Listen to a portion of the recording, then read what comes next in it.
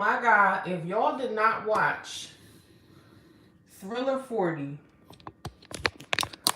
y'all best cut that on. It is so good. They literally just put it back on again. And it's on my TV, but I got it muted because you know you can't be doing that on YouTube. But I'm about to fix my nose. Oh my goodness. When I tell you that thing was good, oh my God, it's so good. The footage, they had a lot of stars on here, like Mary J. Blige and Usher was on here.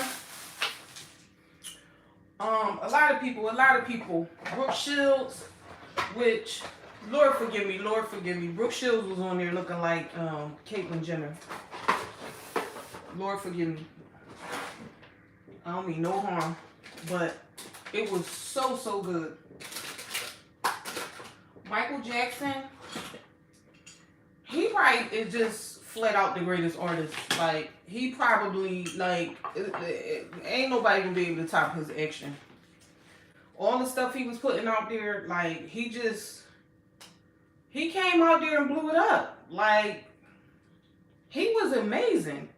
Like, really, I wonder if, like, his family and his parents, like, I wonder if his parents knew how amazing he was going to be from the time he was born, because he was really that dude. Like, Mike was that nigga. Like, and I don't even think that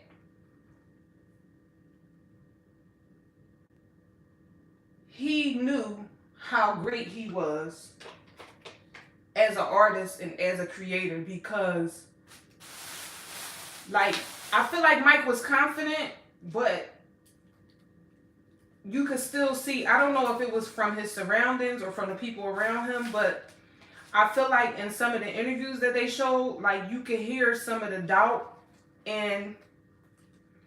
But the fact that a lot of these ideas and a lot of the stuff that we saw from him came directly from him, that's really amazing. And even with people telling him no, he still went on and did what he wanted to do creatively. And that's crazy. Like, I wish he could have been here to see this. Like, the boy was really amazing. Like, seriously, it don't make no sense. He was too good. Like, he was too good to be true. All his lyrics, all the musical arrangements, like, he literally had the blueprint for all of this stuff in his head. And it's just crazy because today, like, I know it's still creative people out there, but when you get into the actual industry, I feel like now your creativity just comes from wherever. Like, they take artists in the direction, whatever direction they want them to be in or go in. And it's not too many people out here that's creating with the level of originality that Michael Jackson had. Like, and when you see his influence everywhere, it's just so crazy because Mike didn't just only influence black people. Like, he influenced all artists. Like, he influenced so many things. And they showed a lot of the artists that, you know, now it's like today, like groups like the K-pop group BTS, which I think they suck. They get a lot of the awards though, but I don't really know their music or whatever. I really only see them on award shows, but me personally, I don't see the appeal, but I guess people like them, so it is what it is. But they showed a lot of clips where that BTS group was extremely inspired by Michael Jackson. And I wonder, like, how that goes as far as creative content is concerned. Like, how are they even able to do that? Like, how are they able to do all his dance moves, mimic his sound, his hand gestures, and all of that? How are they able to do that and get away with it and get paid? But I guess that's the world we live in today. I don't know, but I don't like that. But back to the show. They had so much footage, like good footage of Michael Jackson on here that it was just like you need to watch it. Like if you missed it, like I said, it's on again now. But and I am watching it. It's just on mute. But Mike was he was too impressive. Like everything that he did was literally impressive. And Mike wanted to break out from his group, being in a band, to doing his own thing. And it wasn't until he did Thriller that solidified his creativity. Like everybody was able to see exactly how creative he was. And I feel like the fact that Mike mixed so many things and so many ideas into one sound for one artist, that's what made him so great. Like he's really like the pinnacle of music. Like, and Michael Jackson, since he's gone, right? He's one of those things that I feel like you just had to be there. Like I remember being a kid, and my dad had this Michael Jackson concert tape. And on that tape, I don't know where he got it from, but knowing my dad, he probably still got the tape. But on the concert tape, it just showed him going on tour, different places or whatever. And how the ambulances was lined up out there, and the ambulance would come and just carry these chicks away. And people was falling out, screaming. Like, Mike would just come out and they would just be screaming from beginning to end. Like, you know how powerful you gotta be? You know how great you gotta be to have somebody scream till they fall out? Like, he was out there going hard. Like, everything he did, he just was blowing us away.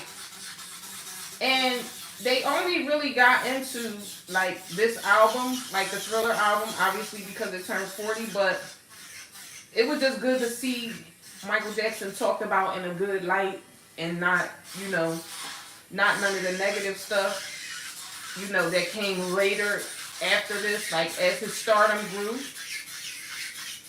But one thing I do want to touch on is the fact that I ain't see that vitiligo. Like that story, I just don't believe it. But one thing I did see was the fact that he touched on how powerful he felt as though these people were, right? And I feel like Mike probably did that to himself because he wanted that level of power that these people had. Mike had a childlike mind. So I think that he probably thought, if I lighten myself up a bit, and if I make my nose a little bit more pointier, maybe they'll see me as one of them. And it just never worked. Like, I'm finding that vitiligo story hard to believe. I just don't see it. And I think they also said he had lupus. But, I'm struggling with the vitiligo.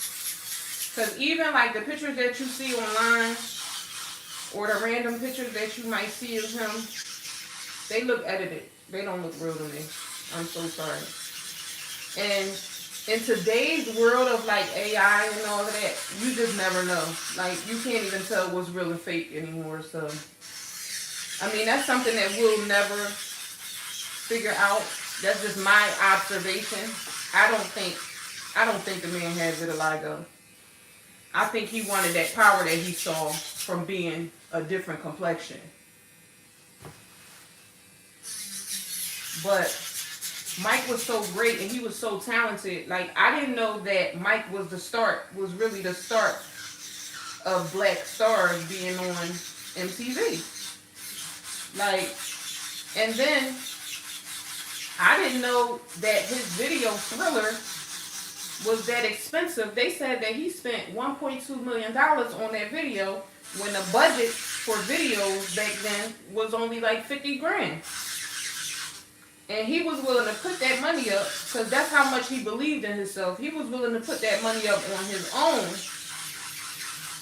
to, you know, pay for everything that it was going to take in order for him to create what he saw in his mind. And instead, he ended up cutting a deal with MTV to do a making of video, which that basically started with Michael Jackson too, with Thriller. He did the making of Thriller video. I think they said it sold 6.2 million copies or something like that. Because, you know, back in the day, it wasn't all of those avenues for you to bootleg stuff and all of that. You had to have a legit tape, unless you take something off TV or whatever. You use your VCR and taped it off TV. But Mike ended up getting the money from MTV. They paid him $1.2 million to do the making of, so he ended up coming up with that bread to do his Thriller video. Thriller was huge. And I didn't know that, obviously I was a kid, so I didn't know that Thriller came out, the premiere was at like 12 p.m. and kids literally cut school in order. Like Mary said, they you know, kids was leaving school to go see Thriller. And that was a big deal. 'Cause I remember when Remember the Time came out, they premiered that on Fox. But it came on at night. It came on at 8 p.m. And when I tell you, it was a big deal. Like, we had refreshments. It was a big deal. Because Mike actually turned videos into what later became, like, you know, Hype Williams, when he would do all the videos, like the music videos and stuff in the 90s. Like, Mike was the blueprint for all of that stuff. And you really don't realize it until, you know, you get to play stuff back in hindsight. Although I did know how big Michael Jackson was, but this show was just, that was quality TV. It was quality TV. It was amazing. I was so impressed by him the whole entire time. I was sitting here watching it as if this was my first time seeing him in my life. It was so good. And if you were there, like back in the day, the fanfare that was around Michael Jackson, it was just unreal. Like, people wouldn't settle down when Michael Jackson came on the stage. Like, they had to tell people, like, please, y'all.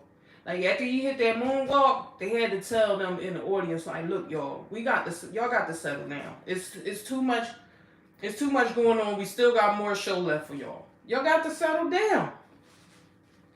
So good. So good. But Mike really was a star, and they showed how they actually showed that part when he did the Pepsi commercial and his hair had caught on fire. Child, was that damn Jerry curl. That got darn Jerry curl had him up there burning up top. He ended up with 2nd and 3rd degree burns doing that commercial. And that was with what's the boy name from Carlton? What's Carlton's name? Alfonso did the commercial or whatever, because Michael Jackson ain't want no parts of that Pepsi commercial, because he was like, I don't even drink no Pepsi. I don't want people to be thinking I'm drinking that nonsense. But he did the commercial, and I think they said Don King did that deal, set that deal up for him. So, Don King, it's your fault he caught on fire. Because one thing about, which they probably ain't realized this at that time, but fire and Jerry curl juice, that's a bad combination. That's a A fire and Jerry curl juice is a bad combination. That's a hazard. It's a bad situation waiting to happen. And for sure, he caught on fire. Because they did one take, right? The take turned out good. But they decided they wanted to do another take. So, you got caught on fire during the second take. They didn't even use that. So, it's just like, yo, did y'all set me up? Did y'all do this to me on purpose, make me catch on fire? Because at that point, he was already a superstar. Like, they could already see his capabilities by the time he did that Pepsi commercial. And they probably sabotaged him and did that on purpose. Who knows? You never know in show business. I tell y'all all the time, they tricky out there. But it's a shame they let that man catch on fire like that.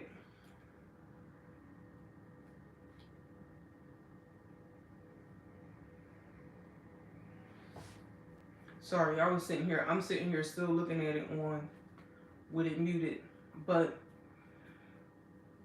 on the show, they just show how the music was made, like how they created it from like step by step, from it being nothing to it being something. Like, so good.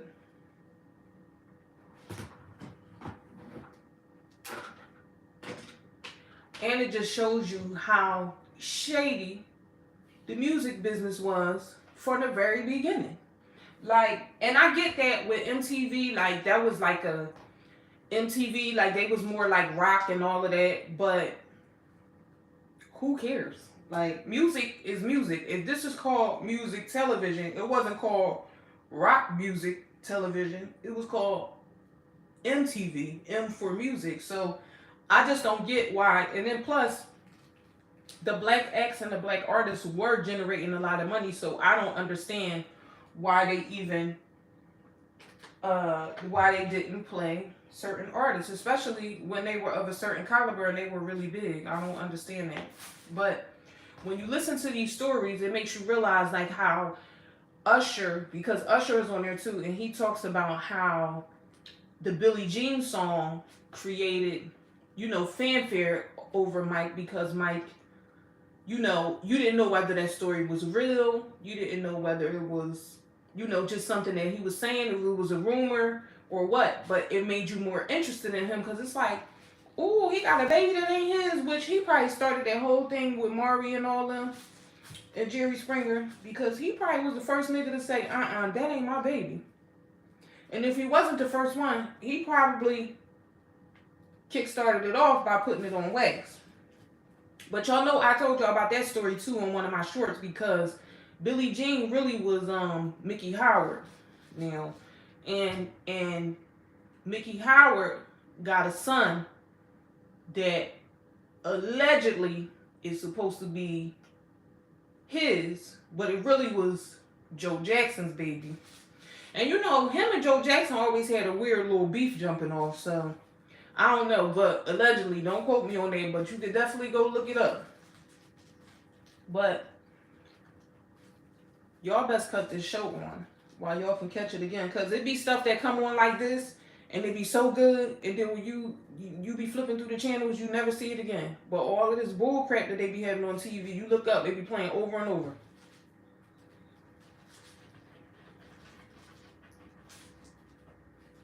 But Michael Jackson, man, he just was a star. Like, that star quality, it ain't around no more. It's done. We done. We doomed. We doomed as far as music is concerned, because I don't even think they looking for talent no more. Like, what is they even looking for? I don't know. But, back to what I was trying to say about Usher, because Usher was talking about how Michael Jackson was, he created a fanfare about this girl having a baby that wasn't his. I think that's where Usher probably got his idea to do Confessions, because that was a big deal back in the day. Y'all remember Confessions? When Confessions came out, they was like, oh, he cheated on Chili. What was going on? And that was probably like a huge moment in his career. Probably one of the biggest parts of Usher's career. So he also followed the blueprint of Michael Jackson with that. And they all was talking. They all, was talking about him and their experience and how influential that he was. But it's crazy because the people that they showed, the stars, the artists that they showed that had been influenced by Michael Jackson, I was just like, who are these niggas? I don't like them. But I mean, I guess the younger artists, maybe the younger people aren't into that. But me, I'm 39 years old. I don't want to hear that. And definitely not no BTS and all that.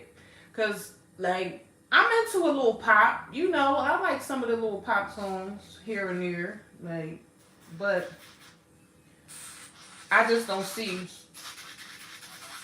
I don't see what the people see in that K-pop. But it's so crazy because everybody want to be black till the cops come. And that's really messed up. But I believe Michael Jackson, Mike wanted to be white. And they used that whole, he has vitiligo. I think they used that as a ploy.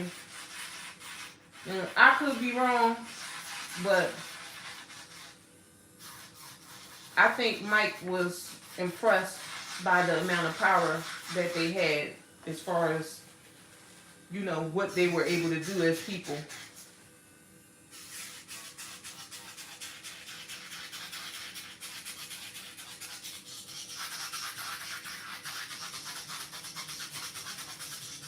Michael Jackson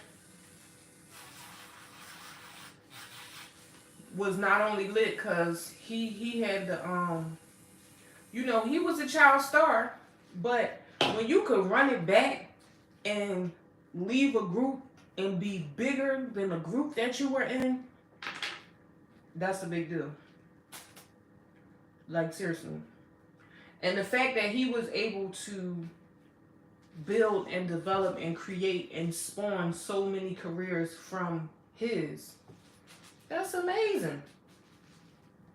Because anybody could do stuff for themselves, but when you see somebody do something like for the people, like, that's what you call greatness.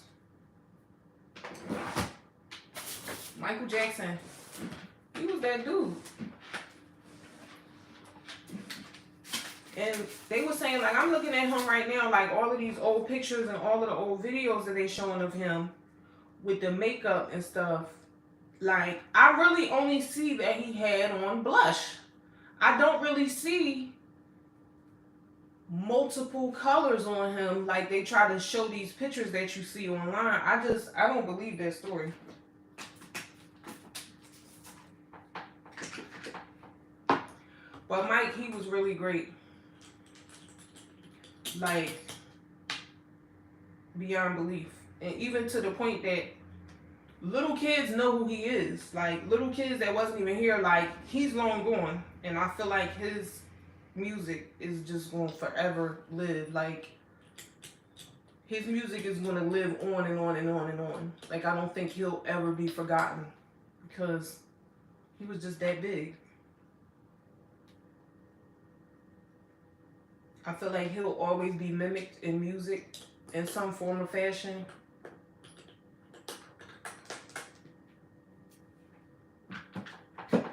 And we never gonna let him go, because I know I'm not.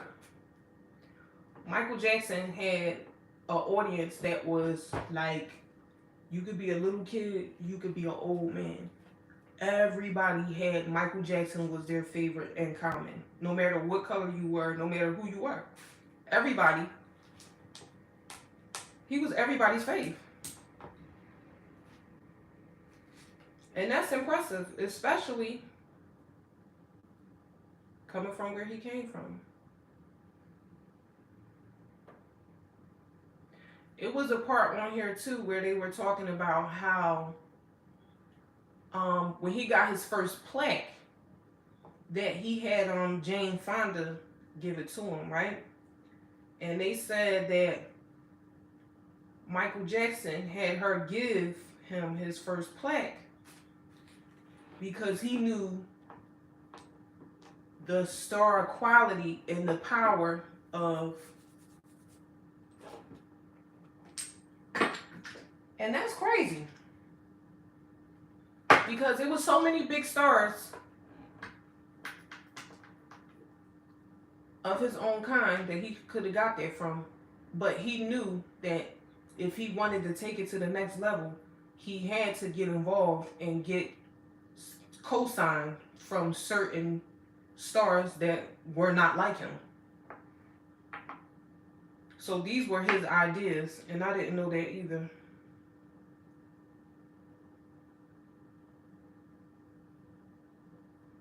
But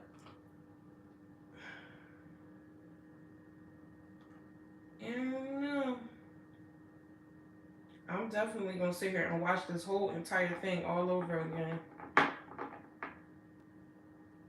Cause I don't know next time something of quality gonna come on TV. I mean, nothing tops Michael Jackson, but you know.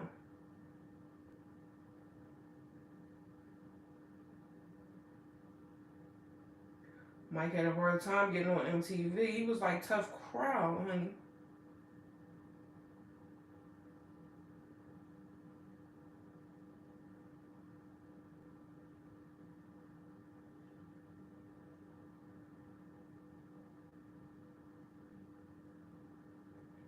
But I don't know. I'm about to finish my nail.